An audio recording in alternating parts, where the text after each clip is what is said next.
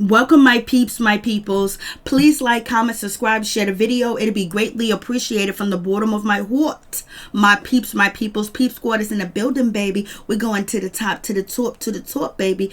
So let's get into it. Let's talk about Nick Cannon doubling down and apologizing. And also, he is playing chess and not checkers because he has a lot on his back. He has a lot that he's carrying too as well. So therefore, Nick Cannon had to apologize for his views and his opinion too as well. And Nick Cannon has really been coming up, especially with his podcast and supporting the black community and standing up for the black community, Foundational Black and ADOS too as well. He recently had Tariq Nasheed on his show. He had Professor Griff on his show. He had a lot of other people on his show too as well. And so if you want to understand where Nick Cannon was coming from, check out Hidden Colors, check out Duke of Tears, check out Red Pill, Blue Pill, the twins. Check them out. Check out Brother Panic. And you'll find some interesting information too as well. But Hidden Colors 1, 2, 3, and 4, check it out. So let's get into this situation. So Nick Cannon, basically, he doubled down and he had to apologize because there's a lot on the line too as well, because Nick Cannon do have a production company, and his production company, they have to sell their product to, the networks too as well. So if they ban Nick Cannon, they also ban and hurt his production company where he produces Wildin' Out with his production company and other different shows too as well. We know he has Celebrity Call Center recently, is going to soon be coming out on E. He also have Glam Squad Showdown too as well. He has many other shows too as well that he produced and he's a part of with his production company. So therefore, he could be totally blackballed and you'll never hear his message. He could be silenced, but he has to move in a different way. He has to move in a different manner, and he has to leave the people to talk, and he just support from the back end and every now and then say an amen and a hooray, hooray. So Nick Cannon basically did apologize. He said, first and foremost, I extend my deepest and most sincere apologies to my Jewish sisters and brothers from the hurtful and divisive words that came out of my mouth during my interview with Richard Griff.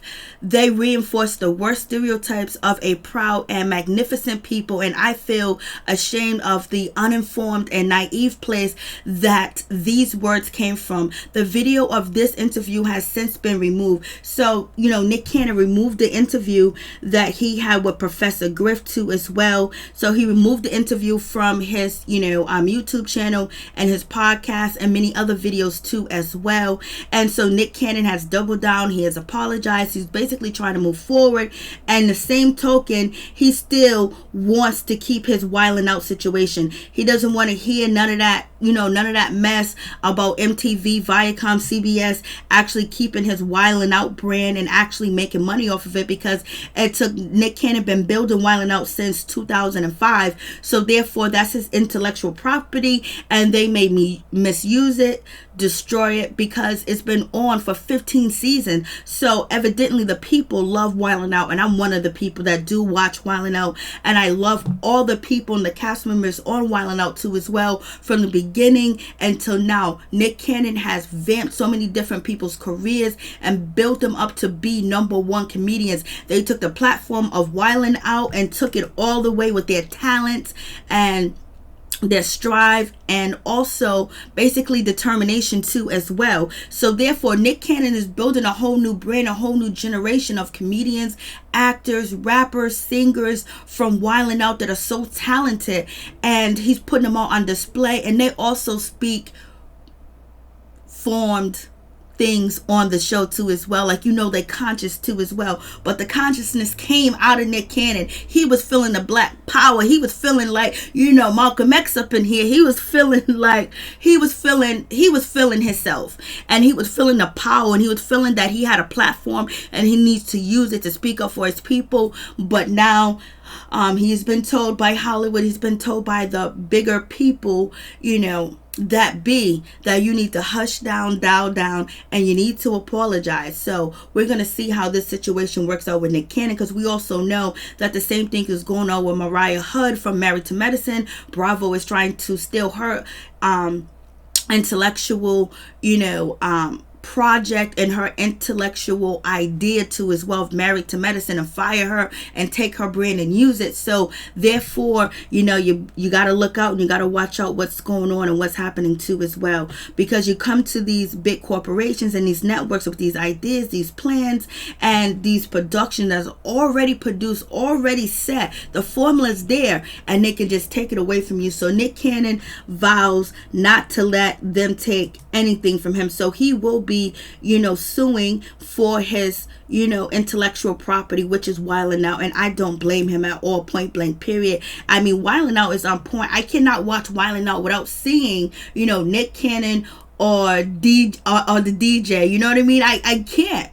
DJ D-Rec, that's just one of the things that we need to see. And we need to see Nick Cannon and DJ D-Ray. I think that's his name, DJ D-Rec. I think that's his name. I can't even get his name right, but Lord have mercy. Let's move on to the situation when it comes to Meg Thee Stallion. Baby, it's going down in this situation. I don't know what's going on. There's so many people being accused of actually wounding Meg, So first, people was accusing Meg's best friend. They was accusing her and saying that maybe she had something to do with it. And she was like, let me clear up all these rumors. I ain't got nothing to do with it. I didn't have no weapon. I didn't have anything on me. And I would never do anything like that. So don't put that on me, point blank, period. Because people was accusing her too as well. And then we have the pictures of what actually went down when Meg and Tory Lanez were pulled over. Meg, they look like they're in their swimwear too as well. Meg looked like she is absolutely naked, but she's not. She has on her swimsuit.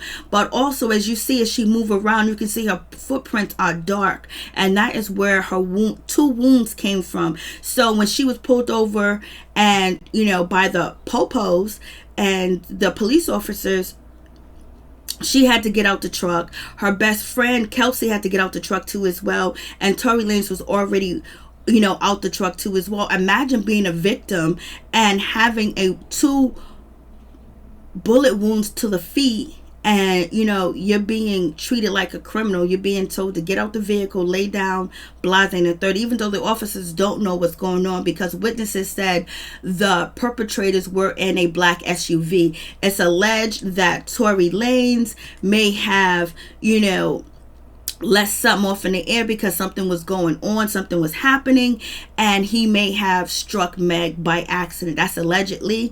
And some people believe that he did it on purpose, that he intended to hurt Megan. Megan said whoever tried to hurt her, they did, and they intended on doing it. Their intentions were to hurt her too as well. So now that's a crazy situation. So people are looking at Tory Lanez like, yo, what are you doing out here? Tory Lanez people basically said he was defending and he was protecting Meg, but other people are saying differently about Tory Lanez. So you guys tell me what you think. Is Tory Lanez that type of person? Is was he in love with Meg? Did they have a relationship? And was she leaving him, no or yes? Or was he just protecting her? But Meg's friend right here basically said, Little June Made the Beat basically said that he believes that it was Tory Lanez, and he told Tory Lanez to count his blessing. He told Tory Lanez, count your effing days. So basically he is accusing Tory Lanez of doing something to Meg that involved her wounds and her injuries too as well, where she had to go to the hospital and get checked out, and she had to go to surgery and everything else like that. Poor Meg, like, she don't need this. That's wrong. And then watching her leaving the SUV, and how she couldn't say I'm a victim. First thing, get out the truck, put your hands up, turn around, walk back. What bullet wounds in her foot? So therefore, Meg, if you want to say anything about Meg is down. Meg is about it. She wasn't crying. She wasn't whimpering. She got up out that truck. She had her hands up, and she was even walking on her feet where she was hurt. She was even walking on her feet. She's one of them. She's a tough woman. She's a strong woman. And this is also Little June Made the Beat. You can see him with Meg basically at the BET Awards too as well. So he is a friend of Meg's. And Meg's other friend, Kelsey, Nicole, she ain't even try to hear none of that. She basically said, I have nothing to do with it. That's not me. That's not my style. That's not my lane. And I just feel sorry for Meg that she had to go through this. She had to experience this too as well. But she said it is actually a wake-up call to her. And this is her friend that was pulled out of the vehicle too as well, the SUV with Meg. And she is the one, is Kelsey Nicole. She's basically saying she had nothing to do with what happened to Meg Thee Stallion. So Tory Lanez is facing felony charges too as well for carrying a concealed weapon, and he was released on bail for $35,000, and he has to show up back in court on October 19th, I believe. And this is Meg, Tory Lanez, and Kylie Jenner. They all chilling at a pool party and having a good time. And about 5 or 6 miles away from this Hollywood house, this is where, Meg was pulled over by the police. Well, Tory Lanez was too as well, because they used his vehicle as a description of the assailants too as well. So you guys tell me what you think about this situation. The truth shall come out, and if Tory Lanez had anything to do with Meg Thee Stallion being wounded at all, the gun that they found in the car, they'll do ballistics tests,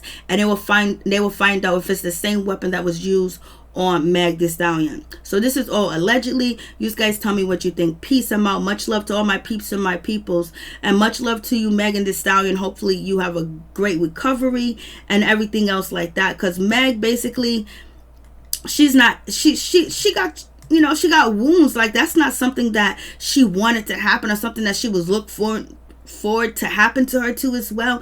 And it's a shock, and it makes people nervous too as well. And then I don't know if it's going to affect her career, because sometimes when people say that you get a wound or a gunshot wound, or it elevates your career, but that was back in the 90s and the early 2000s. I don't think that is in question today. But one thing is, Meg Thee Stallion is stand up, because she was standing up and walking on that wound. I would have been on the ground crying. I've been rolling up the car. I would have been having a seizure, baby. I would have been wilding. You know what I mean? I never been shot before, so I don't even know how that feels. I only can understand how people describe. But basically, Megan said whoever wanted to hurt her, they did. They intended on hurting her. They attentions were to hurt her, and they were successful. So basically, Meg is letting everybody know that she was the victim, that she was hurt, and the people that hurt her, or the person, or the assailant that harmed her, they intended on it, and they wanted to do it to her.